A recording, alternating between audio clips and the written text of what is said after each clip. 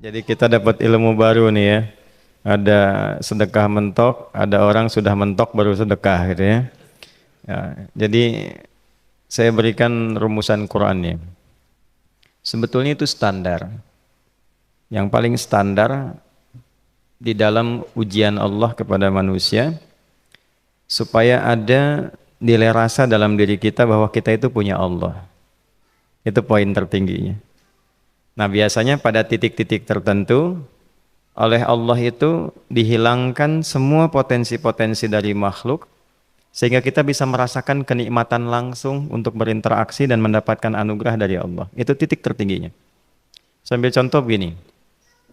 Nabi Zakaria itu yang paling viral di Al-Quran, salah satunya divonis oleh manusia tidak akan mungkin punya keturunan. Secara klinis mustahil karena istrinya divonis monofus dan mandul. Secara medis semua sedang angkat tangan. Tapi apa yang dilakukan? Nanti ini akan melahirkan rumus di Quran surah kelima Al-Maidah ayat 35.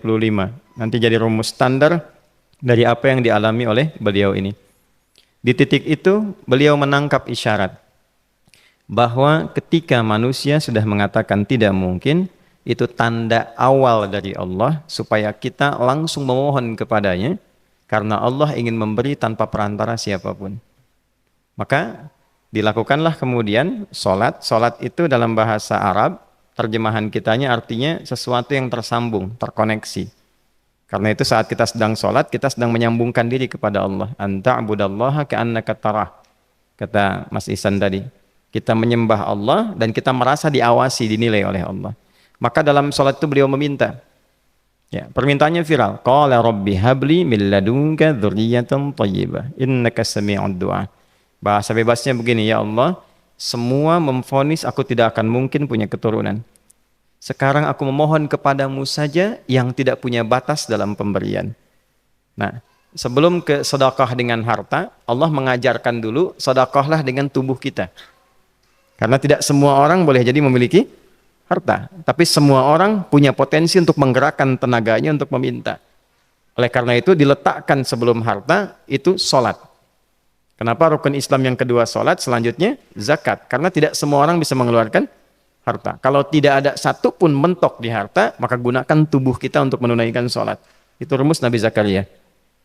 Maka beliau tunaikan di mihrabnya Maryam, minta ke Allah. Rumus kedua, sebut nama Allah, Asmaul Husna, sesuai kebutuhan kita.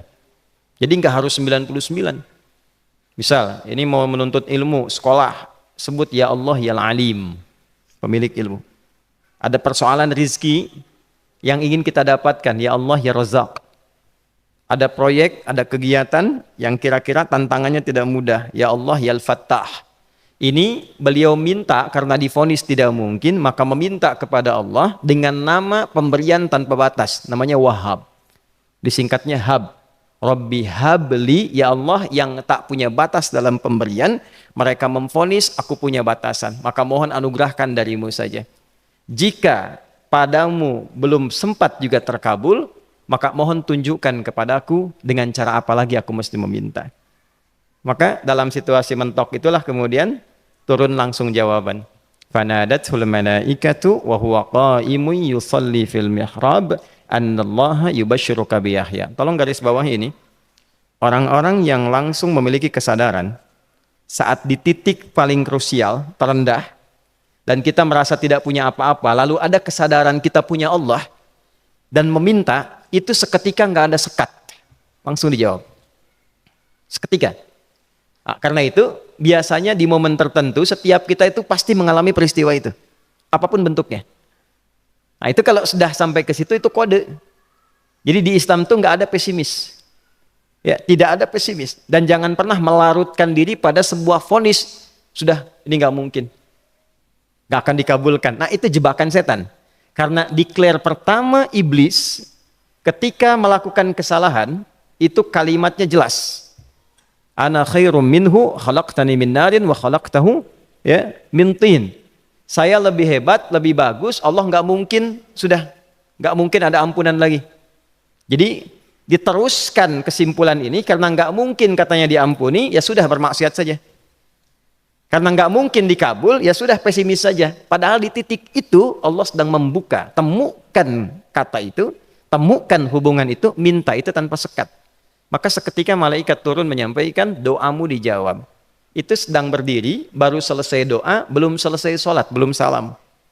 Turun malaikat mengatakan, Allah kasih kabar, kamu akan punya anak, langsung namanya dari Allah Yahya. Jadi Yahya itu pemberian Allah. Ya, pemberian Allah. Yahya artinya hidup.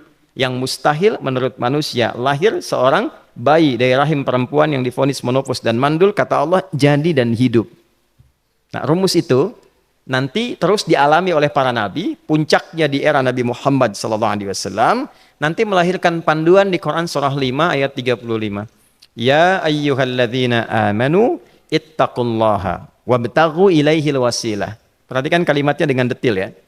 Hei semua orang yang masih merasa punya iman. Tuh iman kita disentuh. Jadi kalau mengalami persoalan di titik nadir, terendah, itu yang disoal oleh Allah imannya dulu. Kamu masih punya iman nggak? Orang beriman nggak mungkin pesimis. Orang beriman gak akan putus asa. Orang beriman gak akan bunuh diri. Imannya ditanya dulu. Katanya kau beriman, iman kamu di mana? Kalau masih punya iman, kata Allah, ini ujian dari saya supaya kamu nyebut saya. Katanya ingin mendekat, kata Allah kan? Ittaqullah. Nah ini rumusnya. Wabtaghu ilaihil wasilah. Kalau engkau pengen cepat dapat solusi, maka aku berikan perangkat untuk cepat mengabulkan doamu itu. Perangkat itulah disebut dengan takwa.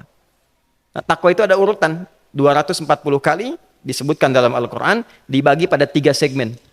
Segmen ibadah ritual, segmen ibadah sosial, satu lagi segmen rumah tangga. Ya, karena itu tinggal cari aja di ibadah ritual, misalnya sholat, bangun tahajud malam, minta sama Allah, dekatkan diri kita. Salah satu kasusnya Nabi Zakaria. Ya, itu poin yang pertama. Yang kedua nanti ada maliyah sosial, itu yang tadi dipraktikkan, sedekah dengan harta. Ya, tidak harus banyak, yang penting Allah minta apa, ikhtiarkan, nggak akan dilihat berapapun nilainya. Yang dilihat itu ada nggak kemampuan mengimplementasikan imannya, itu poinnya. Titik itu, ya. Yang ketiga nanti di keluarga. Urutan pertama orang tua. Kata Ibnu Abbas radhiyallahu taala anhuma, tidak ada satupun aku melihat amalan tertinggi yang menarik perhatian Allah untuk memberikan ampunan pada orang taubat atau mengabulkan doa dengan cepat kecuali berbakti pada orang tua. Dan kisahnya viral sekali di Al-Bukhari, 3 orang terjebak dalam gua, kemudian tertutup batu besar karena berteduh hujan, tapi tertutup batu besar. Lalu ketiganya mendorong, tidak pernah bisa mengeluarkan tenaga yang mampu mengeluarkan mereka dari batu itu. Gak bisa gerak. Satu di antara 3 orang ini mengusulkan, sudah, ini tanda dari Allah. Jangan gunakan kekuatan kita lagi, kita diminta menggunakan kekuatan yang Allah berikan. Coba kita cari amalan rumus takwa tadi. Satu di antara 3 itu mengatakan, ya Allah, saya punya seorang ibu. Setiap kali saya berangkat kerja, saya akan selalu siapkan hidangan untuk ibu, khusus untuk susu sebelum tidur, itu saya yang minumkan langsung kepada beliau. Itu berlanjut selama hidup saya seperti yang kau ketahui. Satu kali, saya pulang dari kantor, dari pekerjaan, ibu saya sudah tertidur. Sementara susu belum diminum.